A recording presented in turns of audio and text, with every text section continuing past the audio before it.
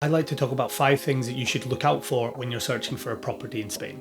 So the best place to look is on a platform called Idealista, and it's similar to Rightmove or Zillow and is a place for agencies to publish homes and apartments they have for sale. First thing to consider are squatters. These are people who are living in your property without having the legal permission to do so. And the issue with this is you will not be able to remove them without having to go through a lengthy legal process. You will also not be able to visit or see the conditions of the home, and on top of that, you will not be able to get a mortgage as banks do not approve this type of purchase. The next thing to discuss is properties that are already rented out. Now the key thing here is timing. As an owner, you would inherit the existing contract given to the tenants, and by law you cannot ask them to leave until the end of the contract, which means you may have to wait months or years before you're able to move into the property for yourself. This may not be a bad thing if your intention is to buy and then rent out, but of course it's something to consider. Another thing that's really common here is seeing identical listings with different agencies and also different prices. Obviously that creates a bit of confusion because you don't know which is the correct listing or which listing you should go for. My suggestion would be to go for the one that's the lowest price, look in the description to make sure there's no hidden fees,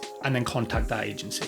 Of course, that also gives you a little bit of leverage with negotiation. Another thing which is really common to see on Idealista is hidden agency fees. Now, in most cases, agencies would include the commission in the price. It's important to read the description of every property, just in case there are any hidden fees. By law, the agency does have to say if there are any additional commission or any taxes on top of the price. So the last one I'm going to talk about isn't as common, and it's called bare ownership. So that's where you buy the property ownership, but do not have the legal right to live there throughout the duration of the previous owner's life. Now these listings do usually come with a large reduction in price, but are probably not the most interesting to buyers and investors due to how complicated they can be. So those are just a few things that you should look out for when searching on Idealista, which will save you time, it'll save you money and a lot of hassle in the long run. Let me know if you have any questions or any doubts, and I'll be happy to answer.